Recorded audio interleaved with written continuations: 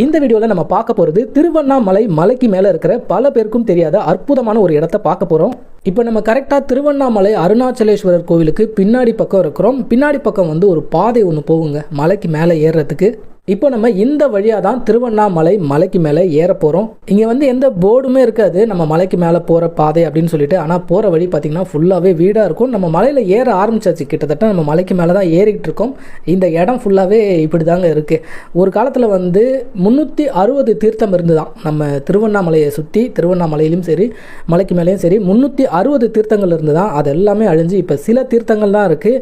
இந்த மலைக்கு நம்ம ஏறி போகிற வழியில் ஒரு தீர்த்தத்தை பார்க்க போகிறோம். ரொம்பவே அதிசயமான ஒரு தீர்த்தம். மலைக்கு மேலேயே எவ்வளோ வீடு பார்த்தீங்களா? நம்ம ஏறி வந்த வழி தான் ஃபுல்லாகவே வீடு தான் இருக்குது ரெண்டு பக்கமும். திருவண்ணாமலைக்கு நிறைய பேர் வருவாங்க. கோவிலில் சாமியை பார்த்துட்டு கிளம்பிடுவாங்க, இல்லைனா கிரிவலம் போவாங்க, இல்லை இங்கே இருக்கிற ஆசிரமங்களை பார்ப்பாங்க.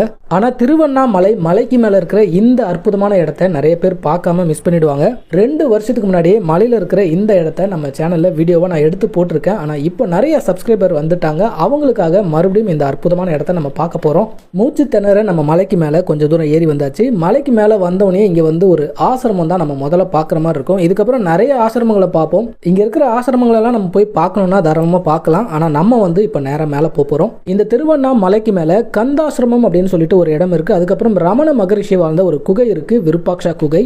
இது ரெண்டையும் பார்க்கறதுக்காக தான் நிறைய பேர் மலைக்கு மேலே வருவாங்க. பெரும்பாலும் ரமணர் ஆசிரமத்திலேருந்து மேலே ஏறி வருவாங்க. அது ரொம்ப தூரம். ஆனால் நம்ம போகிறது ரொம்ப ஷார்ட்டான ஒரு வழி. இங்கே ஒரு போர்டு வச்சுருக்காங்க பாருங்கள், மாமரத்து குகைக்கு போகிற வழி அப்படின்னு சொல்லிட்டு போர்டு வச்சுருக்காங்க. இந்த இடத்துல நிறைய இந்த மாதிரி கோவில் இருக்குங்க. இது எல்லாமே இங்கே வாழ்ந்த சித்தர்களுடைய ஜீவ சமாதி இருக்கிற கோவில்கள். ஏன்னா திருவண்ணாமலைக்கு மேலே நிறைய சித்தர்கள் வாழ்ந்தாங்க. ஒவ்வொரு குகையிலையும் பார்த்தீங்கன்னா ஒவ்வொரு சித்தர்களுடைய ஜீவ சமாதி இருக்கும். நம்மளுக்கு நேரம் இருந்தால் எல்லாத்தையும் நிச்சயமாக பார்க்கலாம். இப்போ நம்ம தீர்த்தம் இருக்கிற இடத்துக்கிட்ட வந்துட்டோம். திருவண்ணாமலைக்கு மேலே இருக்கிற இந்த அற்புதமான தீர்த்தத்துடைய பெயர் முளைப்பால் தீர்த்தம் அப்படின்னு சொல்கிறாங்க. இந்த இடத்துல போர்டு வச்சுருக்காங்க, இது புனிதமான தண்ணி, குடிக்கிறதுக்கு தான், குளிக்கிறதுக்கு கிடையாது அப்படின்னு.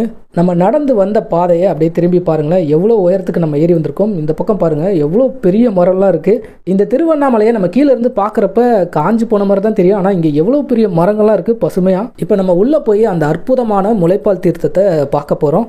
இதுதாங்க திருவண்ணாமலைக்கு மேலே இருக்கிற நம்ம பார்க்க வந்த அற்புதமான முளைப்பால் தீர்த்தம். எப்படி என்ன ஒரு கலரில் இருக்குது பாருங்களேன். திருவண்ணாமலையுடைய உச்சியிலிருந்து சுனை நீராக பாறைகளுக்குள்ளேயே இந்த இடத்துல சேருது இந்த முளைப்பால் தீர்த்தம்.